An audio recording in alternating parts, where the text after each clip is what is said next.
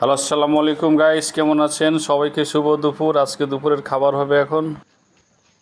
আজকে নতুন কিছু বানিয়েছি, খেয়ে বলো কেমন লাগছে। কি রান্না করছে গো?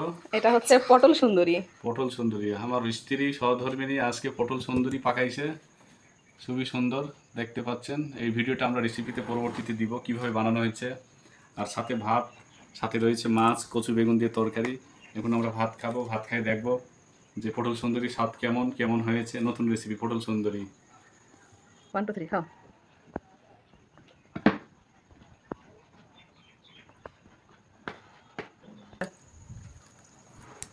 কেমন হয়েছে বাবা? মজা হয়েছে। দেখা আমার ছেলেও পটল সুন্দরী খাচ্ছে ভাতের সাথে। খুবই স্বাদ, খুবই টেস্টি। এই